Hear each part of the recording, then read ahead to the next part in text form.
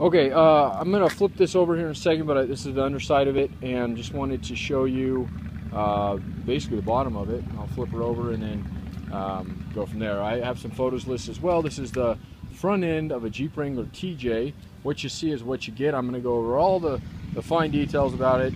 It's just the front end of a frame. If you order a frame this and thinking you're getting a complete frame, you're gravely mistaken, and you will be sitting with the front end of a frame. And I don't mean to be mean about that or anything like that, but that has happened in the past. Clearly, there's no other part of this frame, okay?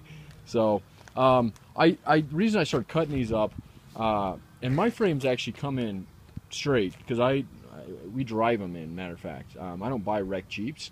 The only reason we cut this one up is because in the back end of it, it was rusty. This definitely had surface rust on the front side, but there was no holes or cracks, and it was solid throughout the front of it. It's actually solid pretty much from the back right rear wheel all the way solid throughout it, the rest of it, but most people don't need those kind of sections, and they need the front sections. Why would you need the front sections versus any other sections? Well, a couple reasons, and I'll show you what people usually buy these for. Maybe you have a rusty front end and you want to use it for that, and that's perfectly fine.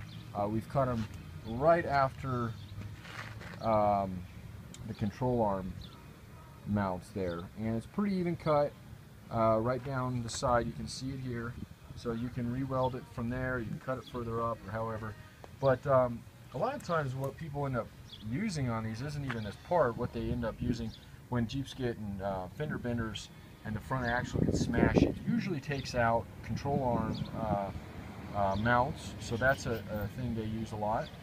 Shock towers, those things always get bent up, so that's if you get somebody who knows what they're doing. I'm not going to cut them off unless somebody wants me to cut a section out of it, but they got to buy the whole thing and then tell me what they want of it, and then I'll do that from there. At this point, I'm just selling this section, this whole thing.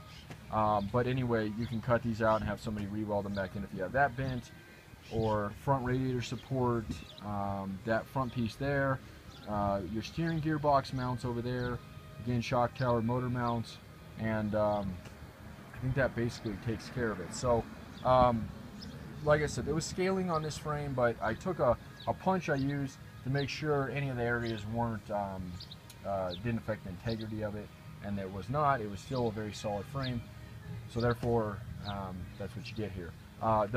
They call this a jounce, I think is what that's called.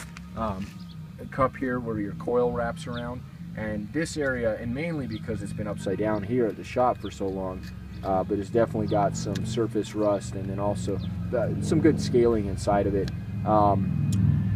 You can reuse this or not. It's not this does not affect anything other than your coil goes on top. Everything else is solid on it, but definitely keep that in mind nonetheless. I just don't want you to get surprised. That's why I do these videos too, so you can see it exactly as if you're here in person. I'm going to flip her over now, and then we'll go over to the other side. And then if you have any questions, comments, feel free to email me, and we will go from there. So, actually, I'm going to put my phone in my pocket for just a second here while I put this thing on the future home.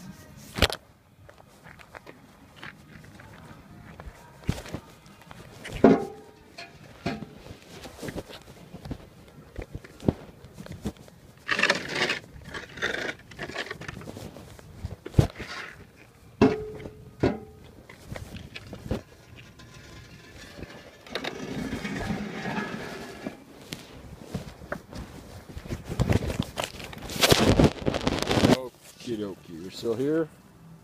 Coming back? Okay. I'll get it rested there better in a second. But anyway, here's the top side. And in case you're wondering, yes, a while back when I first pulled this, I did coat it with a rust inhibitor, basically for storage purposes. Plus, it makes them look nicer. And when we ship them, I'll recoat it too, as I like to do it especially for shipping purposes, because oftentimes when these things get shipped, they get if they get messed up. They don't often get messed up, but if they do, it's very easy to see fresh paint scuffed off. So real quick, I noticed there is a whole bolt here broken off. You'll have to drill that guy out, but all the rest of the holes are good, and you can tell the frame is straight because these guys are the weak spot in them. That's how you know when they've been crinkled up here usually. and whatnot. But everything else is good. Again, this is that area that showed you inside, and it's the same thing there. But the tower itself is still very solid and good there. Motor mounts are included. You can use them or replace them, whatever you want to do.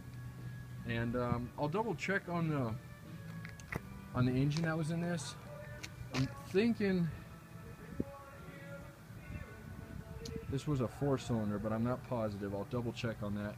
Whatever it is, I'll list it in the ad so you know exactly what you're buying. That would be another reason to buy a 4 or 6-cylinder if you're doing a conversion or a swap to one or the other. People will cut these off, move them up.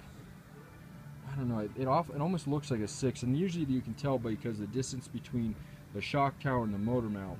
YJ's, it's really easy to tell on. TJ's are a little different. I don't have another TJ one to look at right now, but I'll do the measurement later and put that in the ad. So other than that, I think that basically covers it. A little bit of dirt on it there, but that stuff comes off.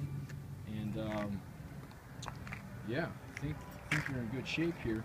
And you know, if you want to see, and it's going to be hard to see here, but you can really see down this thing because it's open here. It's dark, I know, in the video, but I'm looking down it and it's solid.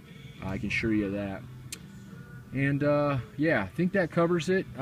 Give me a call if you have any questions, comments, anything like that. 720-987-8772. If you are indeed looking for a full frame, my TJ frames go the quickest. This is an FYI. I almost pre-sell those things because they go so quickly. And again, I buy Jeeps that are running, they're non-accident Jeeps, and they're rust-free. So my stuff usually goes very quickly. I have tubs over there too. Most of those tubs are sold. I think I have 2 TJ tubs left and 2 YJ tubs left. But those things go just as quick. I had 14 of them last week, so we just put them up. Axles, roll bars, you name it, I got it. 8706 is my bread and butter. Someday I'll go to the future and get some JK parts rolling in here, and then go back in time and we'll do CJ parts. But for now, this is my main focus. It's hard enough. There's 6,000 parts just in those years. Imagine, I'm a one-man shop, so it's taken me about 5 years to get to where I'm at, and so far so good. So my name's Jeremy, and I appreciate your time. Thank you. 720-987-8772. You can text me, call me, email me, whatever works for you.